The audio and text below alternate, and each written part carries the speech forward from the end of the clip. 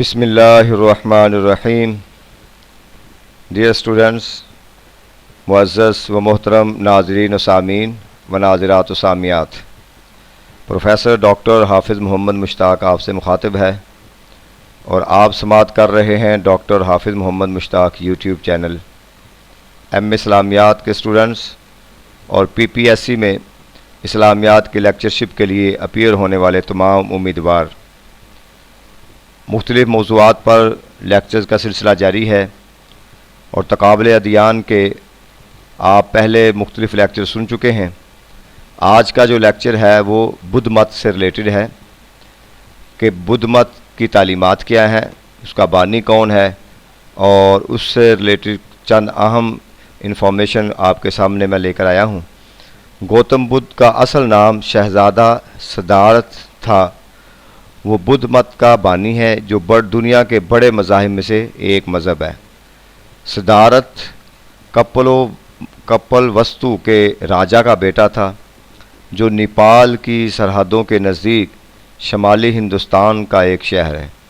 سدھارتھ، جس کی ذات گوتم اور قبیلہ شاکیہ تھا، نیپال کی موجودہ سرحدوں کے بیچ لمبائی کے مقام پر 563 قبل مسیح میں پیدا ہوا. 16 برس کی عمر میں اس کی شادی اس کی اہم عمر زاد چچا کو کہتے ہیں، چچا زاد سے ہوئی. شاہی محل میں پرتعیش ماحول میں اس کی پرورش ہوئی، تاہم وہ خود اس ماحول کا خوگر نہیں تھا.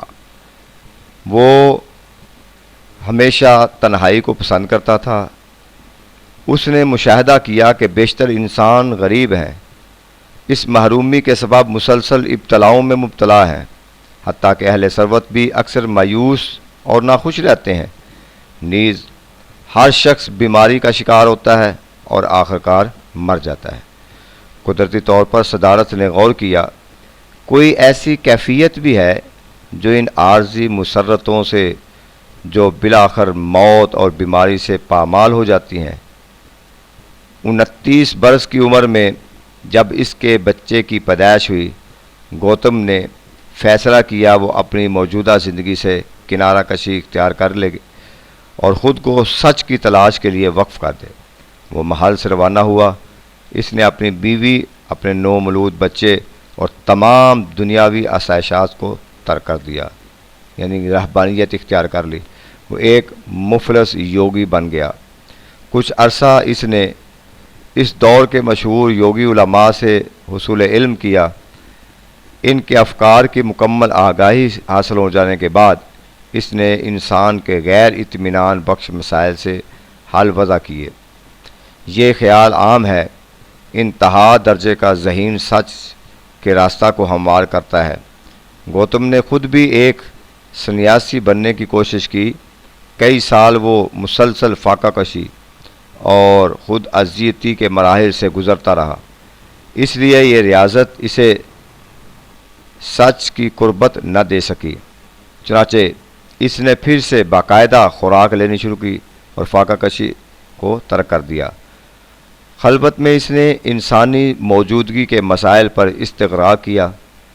آخر ایک شام جب وہ ایک انجیر کے درخت تلے بیٹھا تھا، صدارت نے تمام رات تفکر میں گزاری.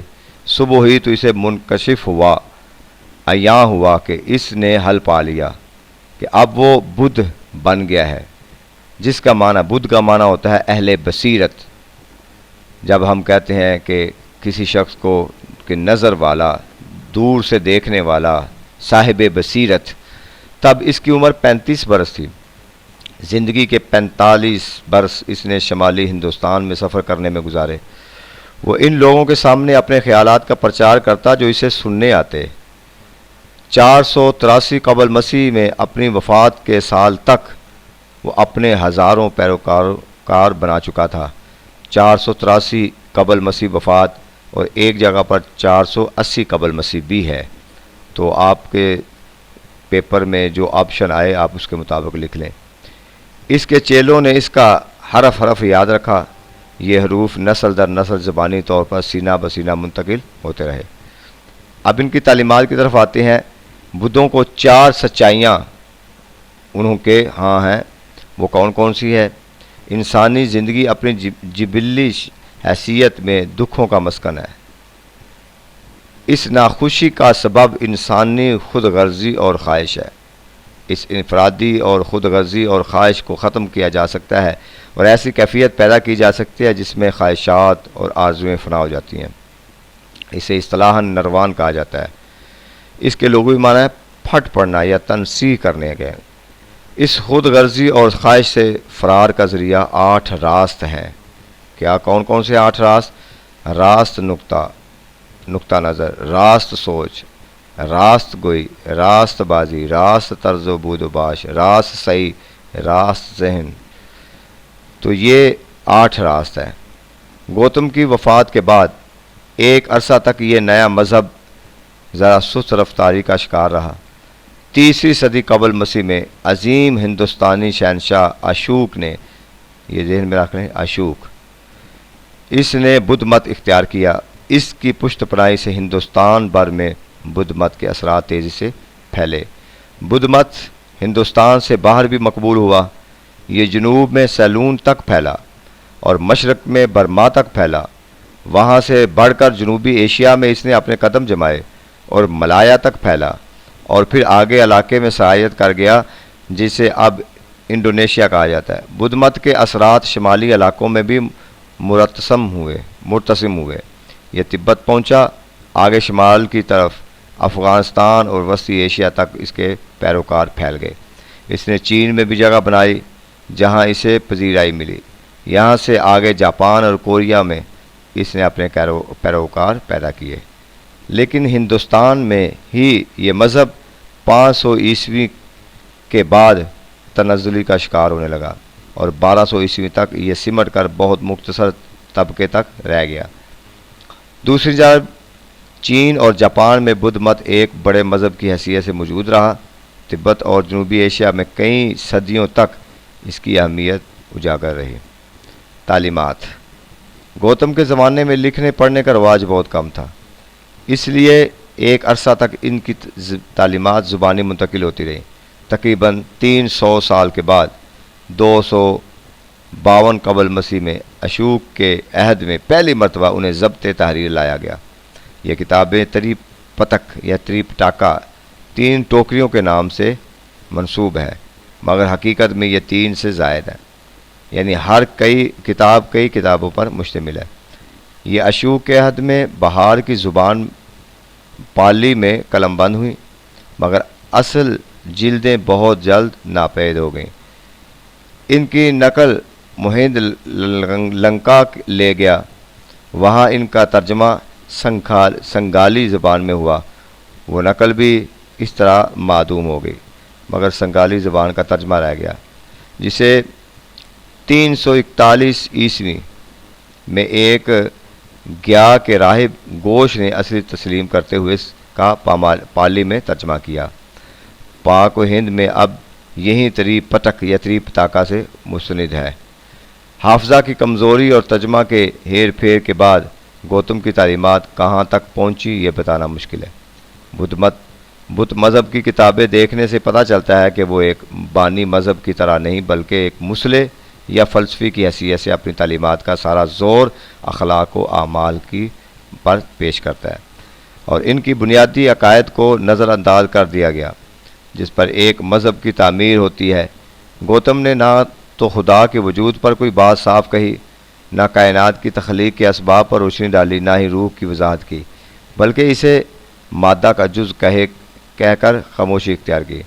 جنت، جہنم، حشر، نشر، آخرت، قیامت جیسے مسائل کو انہوں نے پس پش ڈال دیا اور آواگون کے ہندو عقیدے کو اہمیت دے کر راہ فرا اختیار کرنے کی کوشش کی۔ اس کا کہنا ہے کہ عالم کی چیزیں اسباب کے تحت وجود میں آتی ہیں، ہر لمحہ غیر محسوس طریقہ سے بدلتا ہے، وہ ان اسباب کے تحت فنا ہوتی ہے۔ گویا پوری کائنات میکانیکی طور پر وجود میں آتی ہے اور اسی طور پر چل رہی ہے، اس میں کوئی شعور اور ارادہ کا فرما نہیں ہے۔ گوتم نے ان تمام مسائل کی وضاحت اور تشریح کے بغیر اخلاقی حکام کی تلقین کی جس کے ذریعے نروان حاصل کیا جا سکتا ہے۔ علاوہ ازیں گوتم نے والدین، اولاد، استاد، شاگرد، خادم، آقا، شوہر، بیوی کے فرائض، حقوق و ذمہ داریاں بتائیں۔ انہوں نے والدین کو حکم دیا وہ بچوں کی تعلیم کے لیے طرف توجہ دیں اور انہیں برائی سے بچائیں، نیز ان کے لیے ترکے کی شکل میں معاش مہیا کریں۔ اولاد کو حکم دیا والدین کی اطاعت کریں، احترام کریں۔ اس طرح دوسرے لوگوں کو شفقت، محبت، ہمدردی اور احترام، وفاداری، ہنرمندی، مساوات، حسن سلوک، ادب، تعظیم کی ہدایت کی۔ گویا ایک فلسفی کی موجودات کے اجزائے ترکیبی سے بحث کی، پھر انسان کی خصوصیات اور پر بحث کی، جس سے ایک مذہب کی بنیاد رکھی جاتی ہے۔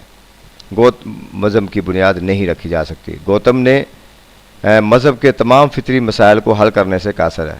یہی وجہ ہے کہ بدھ مذہب ان لوگوں کے درمیان تو پھیل گیا جو بت پرست اور اوہام پرست تھے، مگر اہل مذہب کے مقابلے میں قطعی ناکام رہا۔ ان کی 4 سچائیاں ہیں۔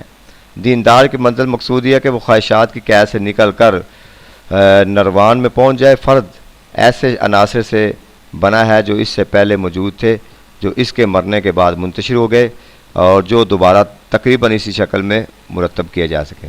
آدمی اسی آواگون کے چکر سے نکلنے کے لیے مذہبی زندگی کے لیے کوشش کرتا ہے۔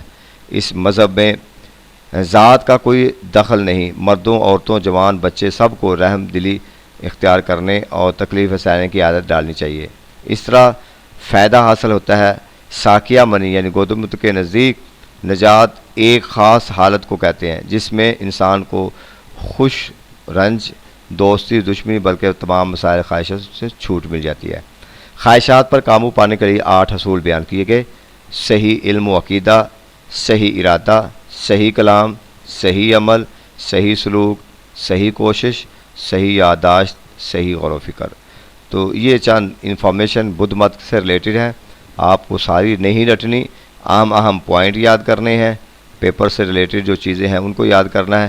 میں نے اس لیے ڈیٹیل میں آپ کے سامنے رکھ دی ہے، جس کو جتنا مٹیریل چاہیے وہ یہاں سے لے کر اپنا سوال تیار کر سکتا ہے۔ اللہ تعالی ہمارا حامی و ناصر ہو۔ شکریہ۔